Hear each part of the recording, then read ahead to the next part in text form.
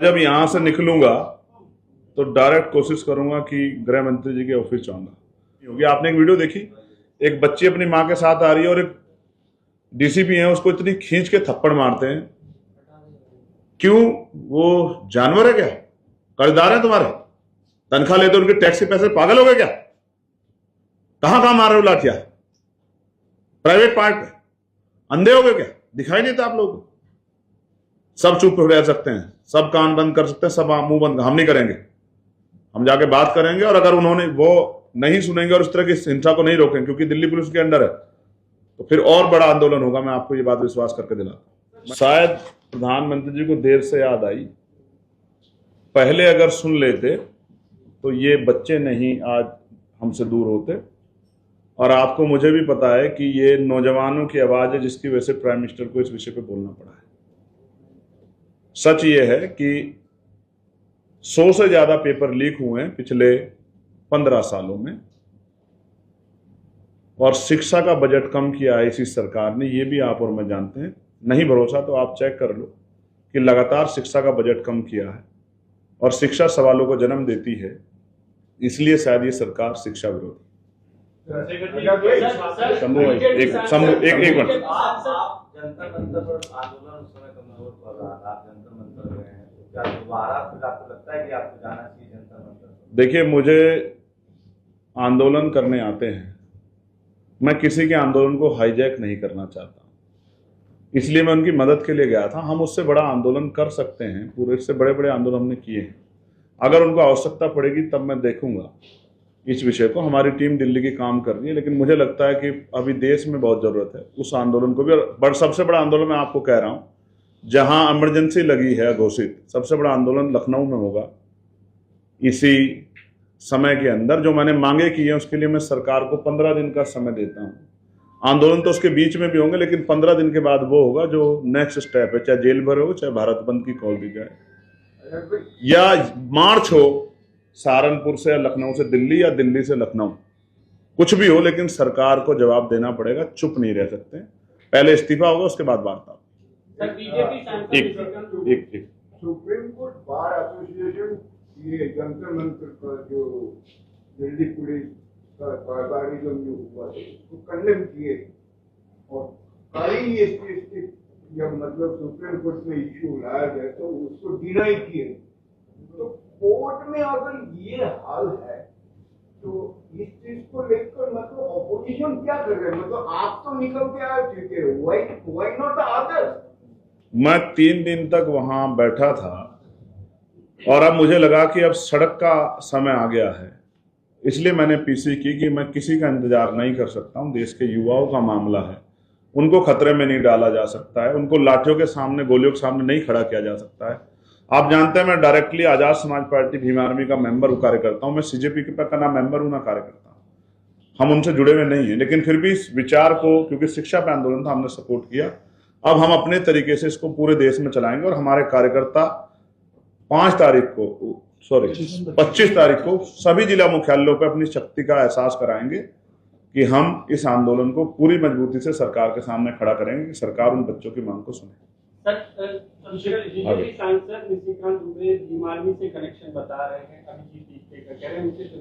Actually उस आंदोलन में बहुत बड़ी संख्या जो है वो भीम आर्मी आजाद समाज पार्टी के लोगों की थी, इसलिए सबको लगता है कि हमारा कोई कनेक्शन है। मैंने पहले ही कहा कि सीजेपी से मेरा कोई डायरेक्ट कनेक्शन नहीं, ना हमारे संगठन का। आंदोलन से हमारा कनेक्शन ये था क्योंकि आंदोलन अन्याय हो रहा था, तो हमने तब मदद की, और अब हम अपने तरीके से आंदोलन को मजबूत से आगे बढ़ाएंगे। तो पॉलिटिकल कोई विषय आएगा तो मैं समय आने पर बता दूंगा, अभी तो कोई ऐसा विषय नहीं। गौरव, जैसे आपने कहा अभी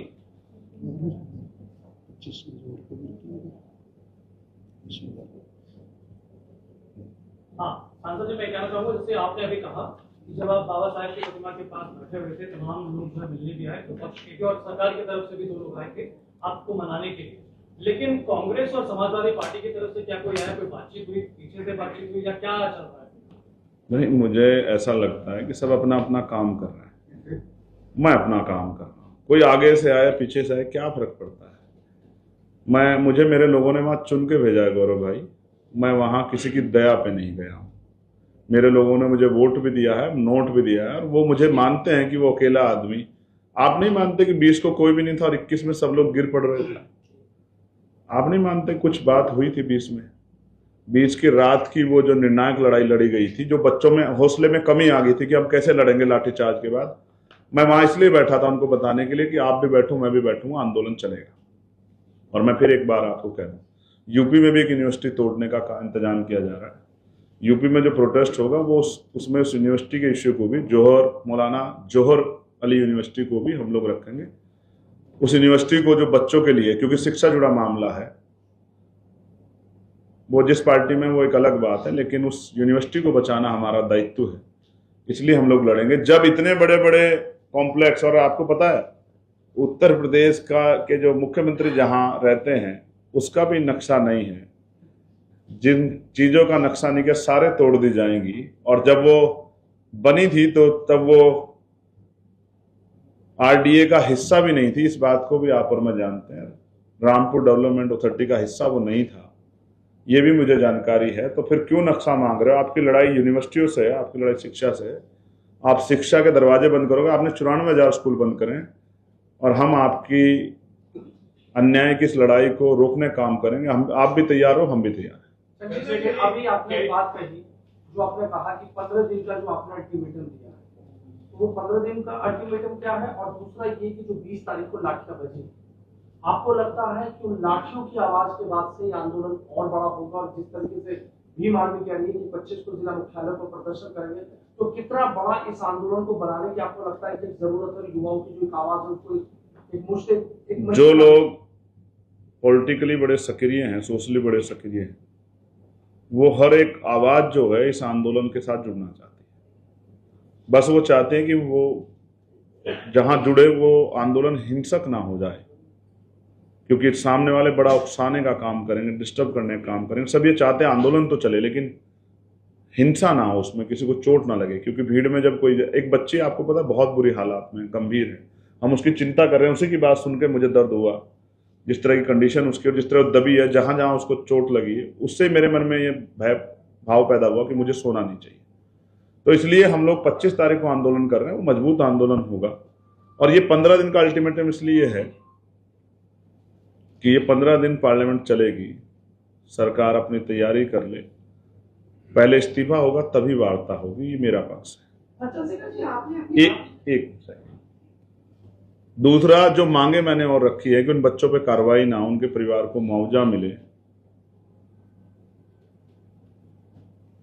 पेपर लीक को राष्ट्रद्रोह की संज्ञा में लाके वहां जो है कठोर कार्रवाई, उम्र का जैसी सजा हो, और राष्ट्रीय जो है और राज्य स्तर की परीक्षाओं का कैलेंडर बने, ये सब मांगों को सरकार कंसिडर करे। शिक्षा में सुधार की आवश्यकता है। मैं मानता हूं धर्मेंद्र प्रधान हटने चाहिए, लेकिन धर्मेंद्र प्रधान के बाद जो व्यक्ति बने, क्या वो हमें इन बच्चों को इन समस्याओं से निजात दिला पाएगा? ये भी हमें सोचना है। इसलिए इस प्रणाली में, इस व्यवस्था में सुधार की आवश्यकता है। इसलिए हम सरकार से अपनी अगली बात भी रख रहे हैं। इसी से जुड़ता हुआ सवाल, उनके बाद आस भाई के बाद आस भाई को भी आस है।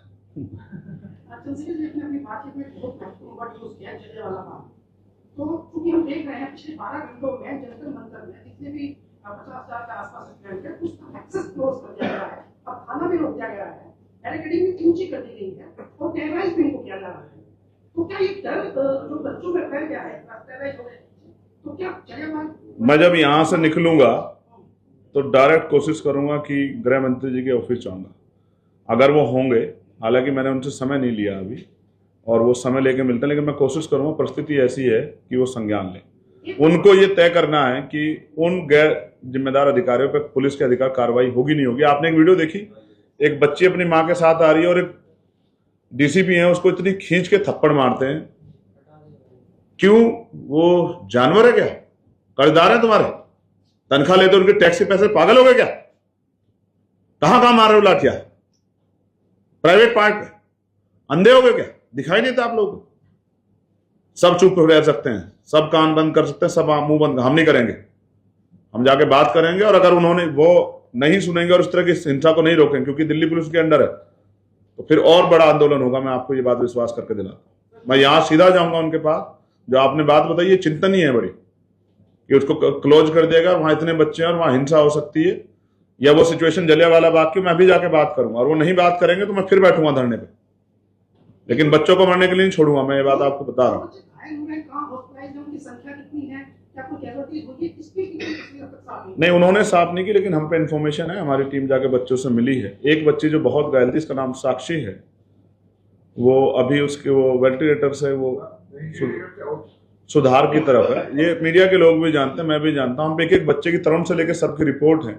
हमें चाहते हैं किसी को कैजुअल्टी ना हो। हम पुलिस के भाइयों के साथ भी जो उनको चोट लगी उसके लिए भी चिंता कर रहे हैं, मगर मैं फिर कह रहा हूँ, देश का पढ़ने वाला युवा किसी को चोट पहुंचाने नहीं आया था। वो लोग, उसकी जांच हो, वो हिंसा करने वाले लोग कौन थे, उनकी आड़ में पढ़ने वाले छात्र छात्राओं को मुकदमे दर्ज करके जेल ना भेजा। इसलिए मैंने कहा कि इन पे कार्रवाई ना हो, इसलिए मैंने सरकार से मांगा। चीफ जस्टिस को क्यों लगता है कि वीडियो देखना उनके लिए जरूरी नहीं है, हस्तक्षेप करना जरूरी नहीं है? आपको क्या लगता है क्यों उन्होंने इस तरीके? अब मैं तो खुद कह रहा हूं कि मेरे मुझे तो शिकायत ही कल से ये है कि जब आप ही नहीं देखेंगे तो कौन देखेगा। कितने ही मैटर ऐसे होते हैं सरकार से वो जाके, कई बार SIR का मामला आया और ये जो कितने मेंबर टूट के इधर से उधर चले गए, बहुत सारे वोट कटे, कहाँ गए हम लोग? Supreme court. और जब सुप्रीम कोर्ट कहते हैं हमें देखना नहीं है, जो सबको दिख रहा है, पूरी जो दुनिया को दिख रहा है, वो सर्वोच्च न्यायपालिका ने देखे, तो फिर तो मन में भय आना वो है जाहिर है। इसलिए चुप बैठना भी अच्छा नहीं। चंद्रशेखर जी, कई छात्रों को पैलेट गन लगी है, अस्पताल में भर्ती है, उनका इलाज चल रहा है, लेकिन दिल्ली पुलिस बार बार कह रही है हमने पैलेट गन का यूज नहीं किया है। इस पर क्या कहना? जिनको चोट लगी है, जो घायल हुए हैं, उनका मेडिकल इस बात की गवाही दे रहा है कि उनको जो जिस वेपन से चोट लगी वो पैलेट गन है। सर आप तो ये भी कह दोगे कि ये सब पुलिस के लोग हैं जो उस तरह की ब्रिड रखे हुए हैं, जो वर्दी में नहीं थे। ये सब भी आपके लोग हैं जो डंडे लेके, कुछ नाम भी चिन्हित हो गए हैं कि वो यहीं आसपास रहने वाले लोग। कैसे छूट दिया आपने उनको बच्चों को पीटने की?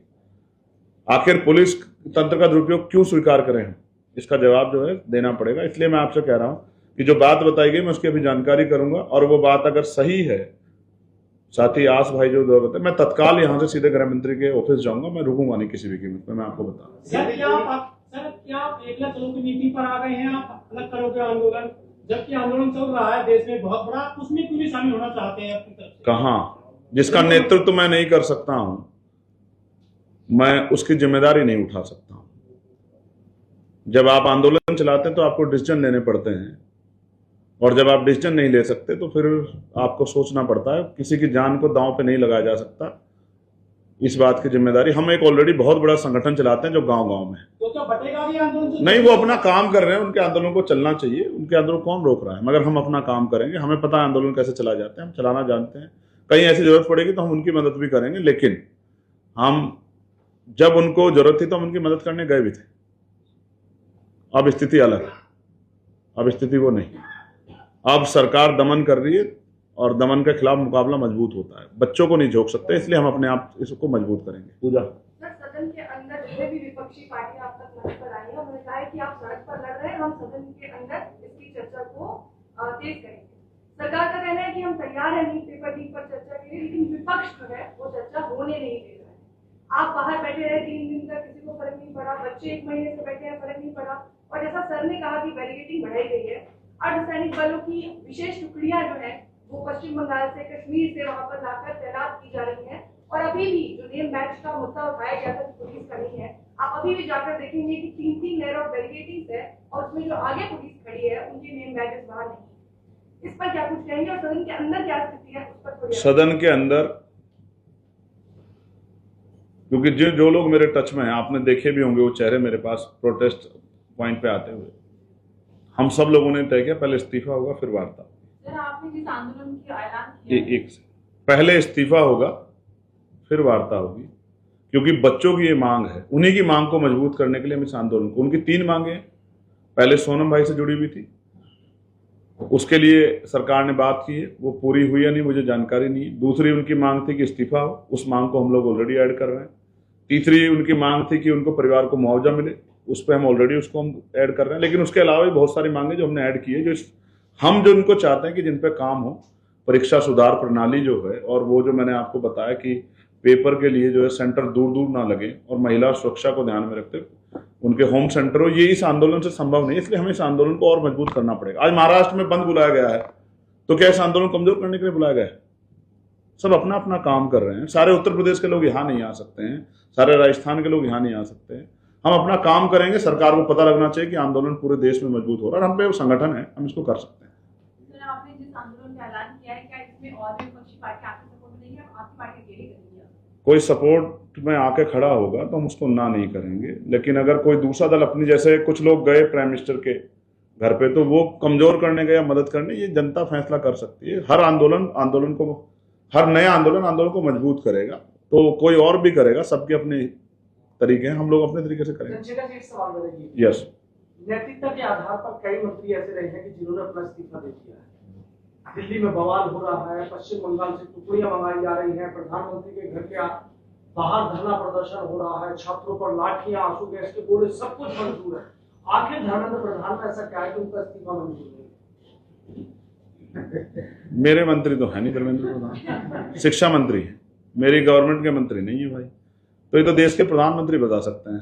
और ये टुकड़िया और सब चीज इसलिए बुलाई गई है कि डर सबको लगता है। तो ये बेशरम है ना? नैतिकता नहीं है सरकार में। नैतिकता होती तो पुलिस को ये कहते कुछ भी करना, लेकिन लाठी मत चलाना। अगर नैतिकता होती तो 20 से पहले बात करते। कहाँ थी इंटेलिजेंस, कहाँ थी विजिलेंस, कहाँ थी इतनी एजेंसियां? पता नहीं था कितने लोग आ रहे हैं। एक रात पहले भी वहां संख्या लाखों की तरफ चली गई थी। क्यों नहीं वार्ता किया आपने? आपको एहसास ही नहीं कि नौजवानों के मन में क्या चल रहा है। आप ये कह के कि हमने ठेका नहीं लिया रोजगार का, चुप नहीं बैठ सकते। ये चुनी हुई सरकार है। टैक्स का जो बजट आपके पास, जनता के टैक्स का पैसा है। आपने अपनी जमीन और अपने कारोबार बेच के आप जो है ना देश नहीं चला रहे हैं। आप देश के संस्थानों को बेच के देश चला रहे हैं। देश जानता है इस बात को।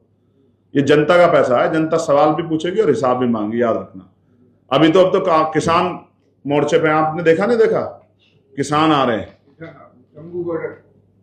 बहुत लोग जो हैं वो एक दूसरे को देख के चलते हैं कि चलो लड़ा जाए, देश के लिए लड़ा जाए। आप बहुत लंबे समय से इन मुद्दों पर बात कर रहे थे और कांग्रेस ने भी कहा कि वो इसी मुद्दे पर बात कर रहे हैं, लेकिन जब से ये सीजेपी ने इस प्रोटेस्ट को किया है, सोनम वांगचुक इसमें शामिल हुए, उसके बाद आप क्या ज्यादा जागे तब इस तरह की बात कर रहे हैं? इनको ये पंपलेट पढ़ा दो, हैंडबिल दे दो, आराम से पढ़ लेंगे, बहुत समय है। वो आपने बताया कि काफी टाइम से हम जो काम पहले से कर रहे हैं, मुद्दे के बाद ही गर्म हुआ है मामला।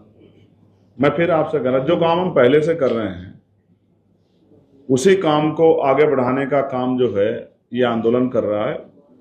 उनमें से कुछ मुद्दों को लेके, हमारे मुद्दे तो और भी बहुत सारे हैं, तो कहीं कुछ नया मुद्दा उठा है तो उसकी भी मदद करनी चाहिए कि आंदोलन चले। आंदोलन जरूरी है। कॉन्फ्लिक्ट ऑफ इंटरेस्ट किसका है? आपका है ना वो उसका है? उनका क्या है? वो तो बेचारे नॉन पॉलिटिकल लोग हैं, वो तो खुद ही कह रहे हैं। ये कॉन्फ्लिक्ट ऑफ इंटरेस्ट की बात ही नहीं है, ये देश को बचाने की, संविधान पे हमले की बात है। और आप मीडिया के लोग चिंता करो सरकार की कि सरकार इसका मुकाबला कैसे करेगी। हम लोग तो करेंगे और हम पहले से कर रहे हैं। सर, जैसे कि 1 महीने से लगातार आंदोलन चल रहा है और युवाओं की जो समस्या है पूरा देश देख रहा है, उसके बावजूद भी जो देश का फोर्थ पिलर है मीडिया, खास करके जो हमारे देश में मीडिया है, उसकी प्रेजेंटेशन पे आप क्या कहेंगे? क्योंकि इस पूरे के पूरे आंदोलन को कभी एंटी नेशनल, कभी पाकिस्तान और कभी चाइना से कनेक्शन जोड़ दिया जाता है। यूपी में आप बोल रहे हैं कि लखनऊ में आप और आपकी पार्टी जो है आंदोलन करने वाले हैं, आपका भी कनेक्शन कहीं चाइना या पता नहीं कहां से जोड़ दिया जाए। कुल मिलाकर जो मीडिया की प्रेजेंटेशन है पूरे के पूरे मामले पर, उस पर क्या कहेंगे? नहीं, उनके ऑफिस बहुत बड़े बड़े हैं और वो विज्ञापन से चलते हैं। विज्ञापन सरकार ही दे सकती है, और बाकी तो सब आप जानते हैं, देश जान रहा है। मैं फिर आपसे कह रहा हूँ, सारे पत्रकार बुरे नहीं हैं। इनमें कुछ ऐसे भी हैं जो मजबूती से इन्हीं चैनलों में रह के आवाज उठाते, लेकिन कुछ ऐसे भी हैं जो इन्हीं चैनलों में बैठ के सरकार की भाषा बोलते हैं। सब देश देख रहा है, मुझे नहीं देखने की आवश्यकता है। आप मेरे खिलाफ कुछ भी चलाइए, इससे क्या फर्क पड़ता है? मैं जब सड़क पे होता हूं तो भी कुछ ना कुछ चलता है, जब मैं वहां स्टैचू के नीचे बैठता हूं तो भी कुछ ना कुछ चलता है, आज मैं पीसी कर रहा हूं तो भी कुछ ना कुछ चलेगा। चलना चाहिए, चलना चाहिए। सौरभ आ गए, चलना चाहिए। अभी पहले बताइए आपकी तबीयत कैसी है और क्या गृह मंत्री ने आपको मिलने का वक्त दे दिया है या आपने मांगा है? नहीं ना मैंने मांगा ना उन्होंने दिया। एक्चुअली मैंने मांगा नहीं तो देंगे कहां से? अभी एक पत्रकार साथी ने बताया कि ऐसा हो रहा है, और कल के ऊपर छोड़ना अच्छी बात नहीं है। मैंने कहा कि यहाँ से निकलते मैं उसकी जानकारी लूंगा, हमारी यूनिट वहाँ है प्रोटेस्ट में। अगर ये सही है तो मैं तत्काल सीधे उन्हीं के ऑफिस जाऊंगा, क्योंकि